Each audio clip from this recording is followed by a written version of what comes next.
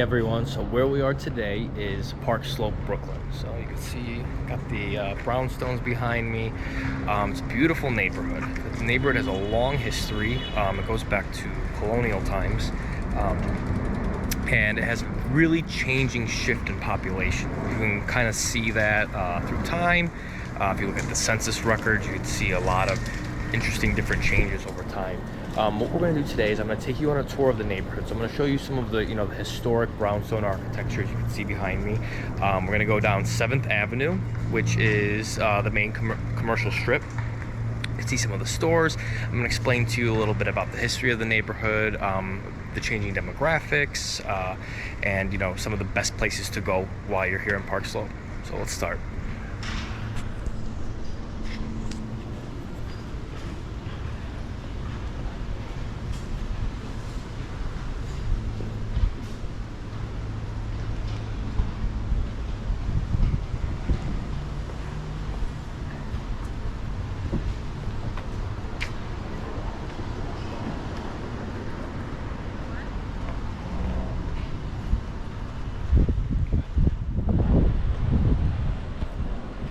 What we're coming up to here is a flea market. They do this flea market every weekend, so there's some interesting stuff in here. Let's check it out.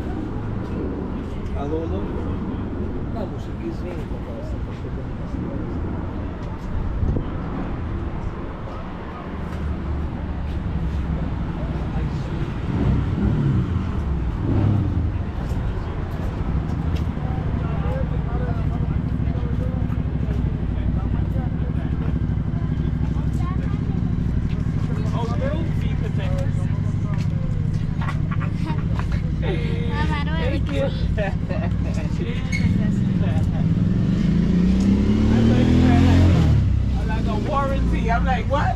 If it break, I can bring it back. Wait, that's what it is. So if you breathe, necklace has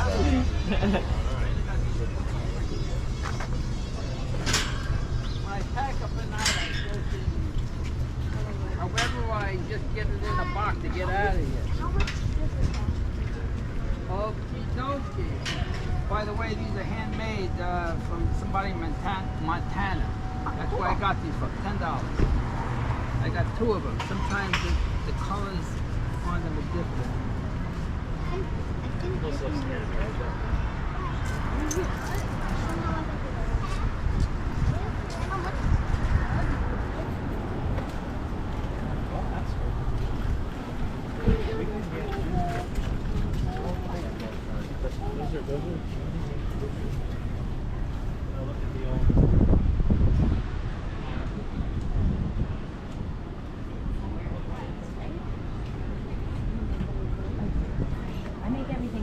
Brand Hornet is my last name.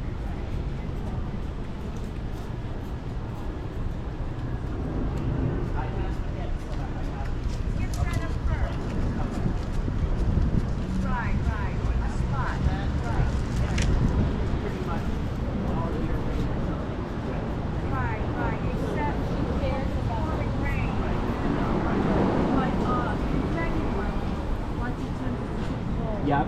But that's about the only month you guys are here, isn't it? Yeah. Yeah, they do it.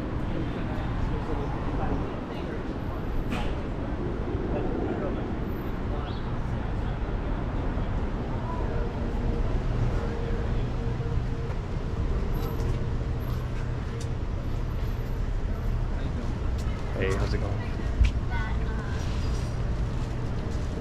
It's just like a really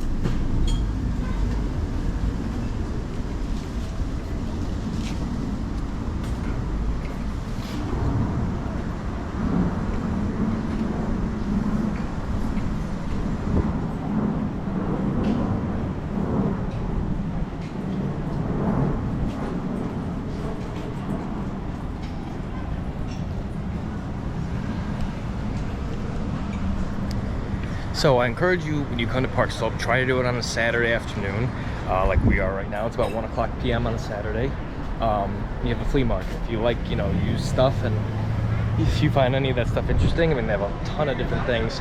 It's definitely worth the trip. And I just heard from Colin that there's like a WhatsApp group chat that they've been doing ever since your wedding. That's why I never hear from you.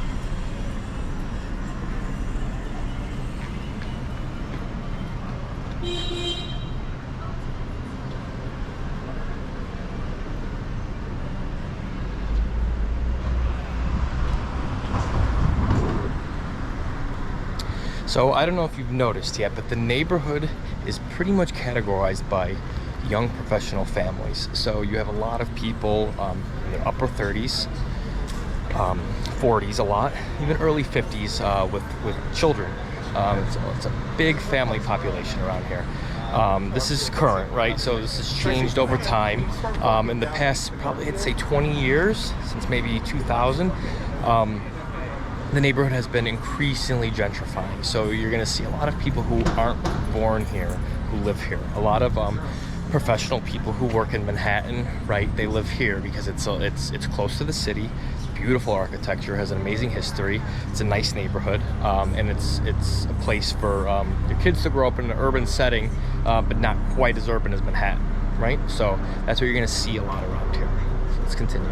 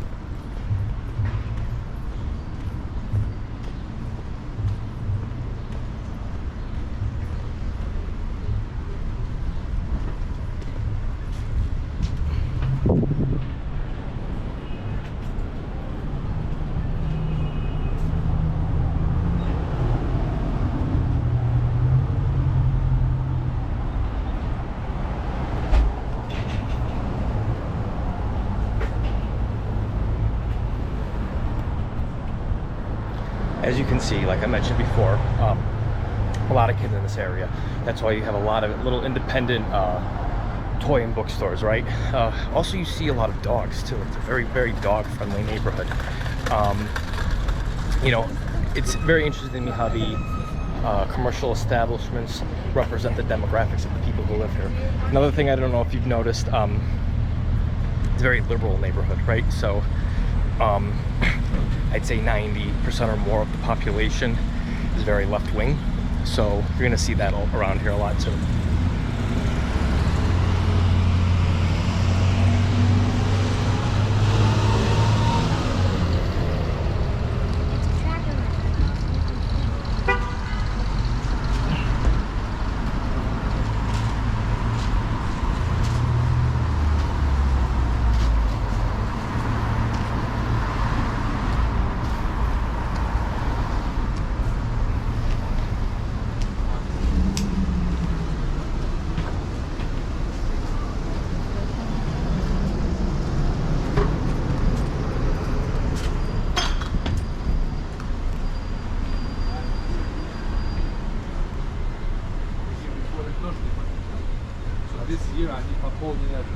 Они просто дома купили, они там.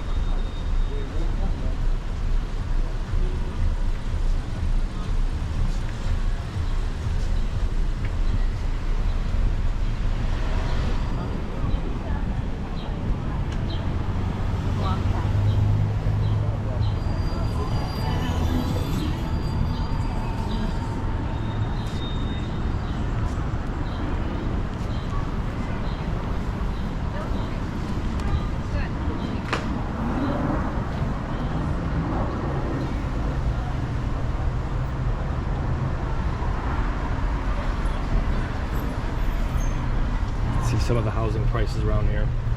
A one-bedroom apartment around here goes for $31.50. This one's a one-bedroom for $24.50. Ooh, this one's nice. This is a studio loft for $24.75.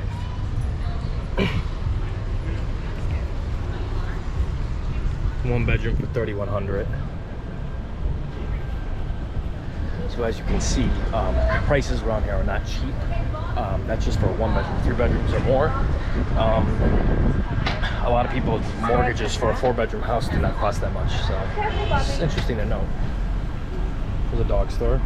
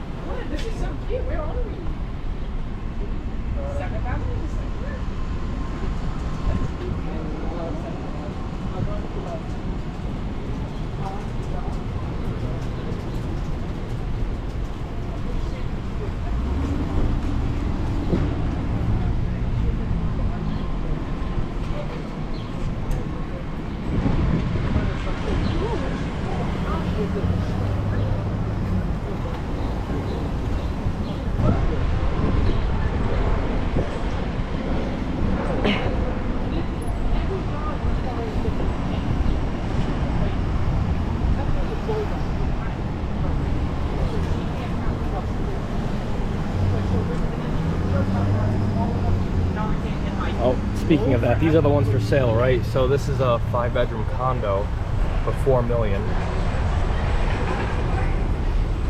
This is a 1-bedroom condo for almost $1 million. These are different areas. Here's Prospect Heights, a 2-bedroom condo for $1.1 million.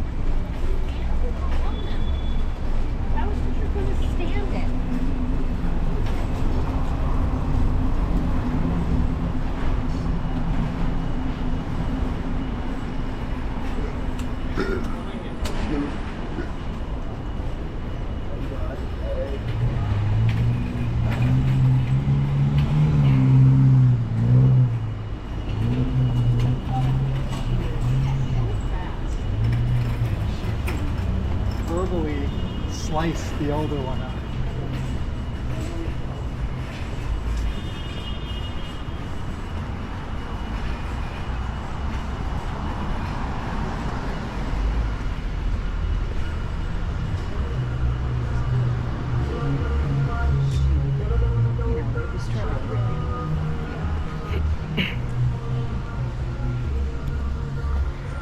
Okay, now a little history of Park Slope.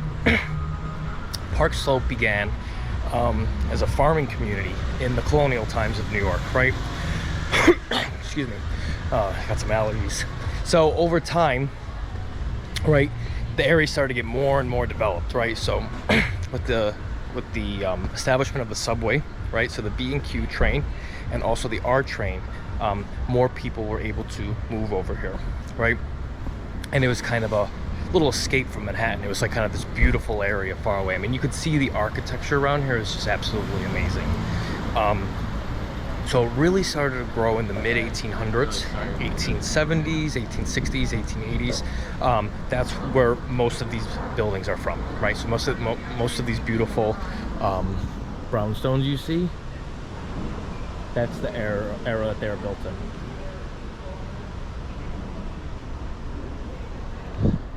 So what's so interesting about Park Slope is it's a neighborhood that really went through a real change and a turnaround. So in the 1890s, according to the United States Census, this was the most wealthy neighborhood in the United States. So, you know, you had the rich moguls, right? So they came here to live. You know, they probably worked in Manhattan, and then they lived here with their families. All of these brownstones were single-family houses, right? So they were kind of more densely populated because they didn't drive like we do now, right? So even though it looks more densely populated, it's not like sprawling like, you know, what we kind of consider rich neighborhoods are today. This was true luxury, right? In the opulent time, Victorian era, 1870s, 1880s, 1890s, and this is where they lived.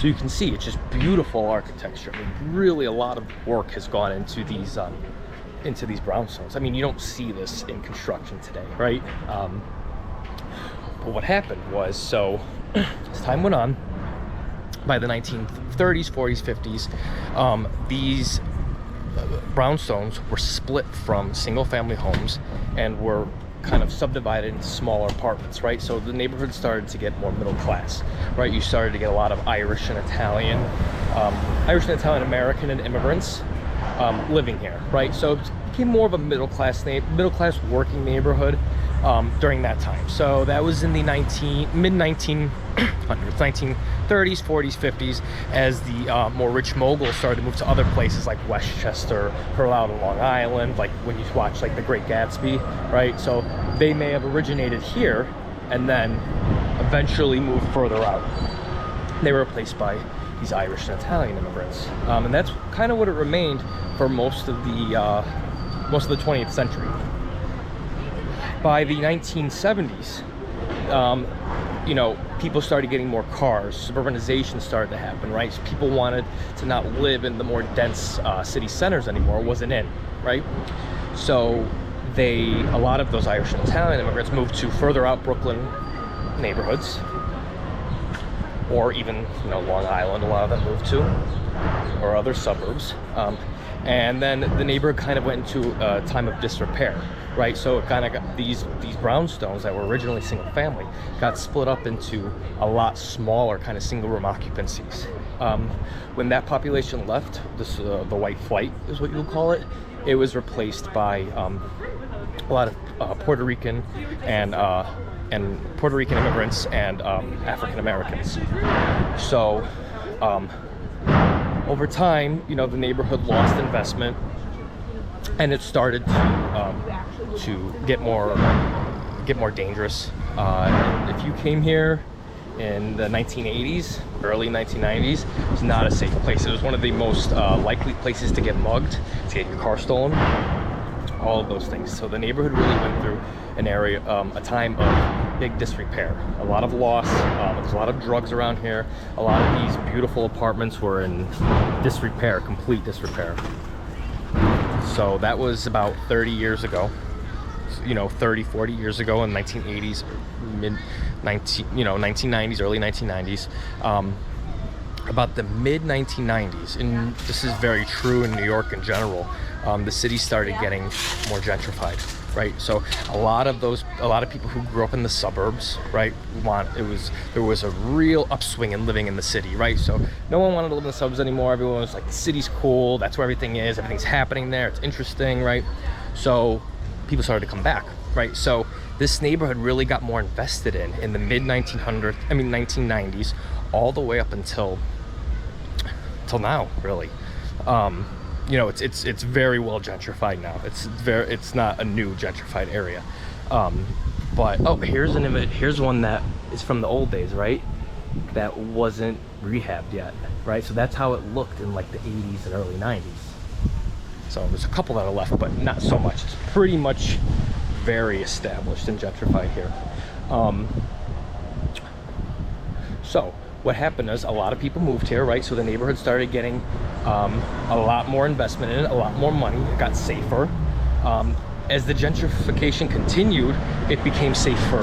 It started to be considered to be safe for families. So a lot of young families started to live here. It's not a very young, it's not hip and young. It's more mature than that, I would say.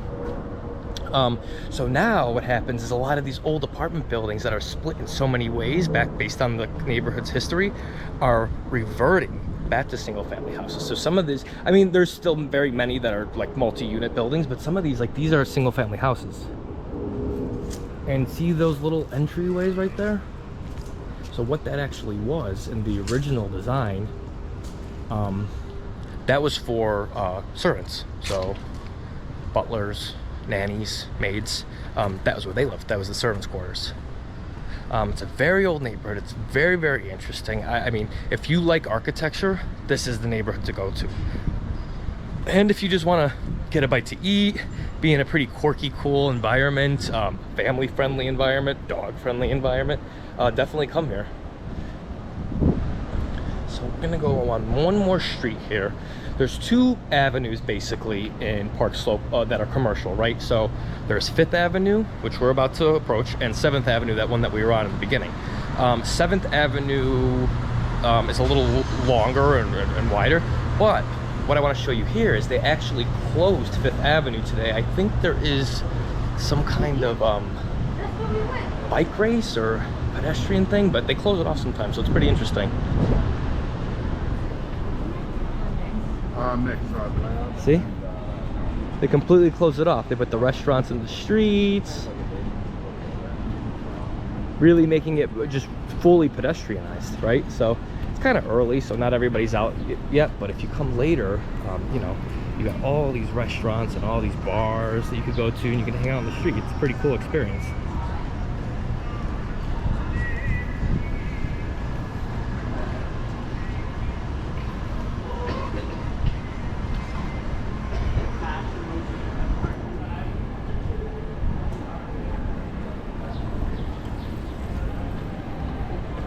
Oh look, there's kids playing chess. It's pretty cool. See, like I said, very family-friendly neighborhood.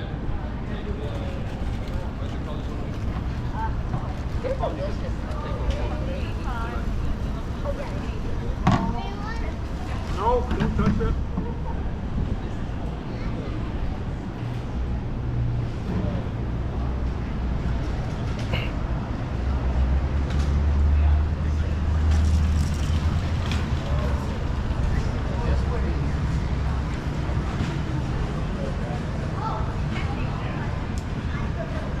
And that continues all the way to Flatbush Avenue. And I think it starts a couple blocks down from when we started. So that pretty much ends the tour of Park Slope. It's a beautiful Brooklyn neighborhood. It has a fascinating history. It really represents the cycle of urban development in New York and in America.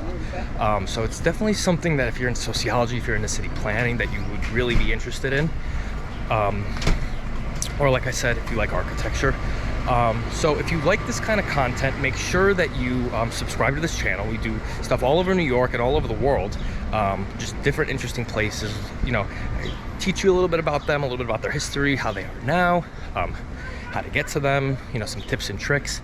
So make sure you like and share this video, subscribe to the channel if you haven't already, and until next time, guys, peace out.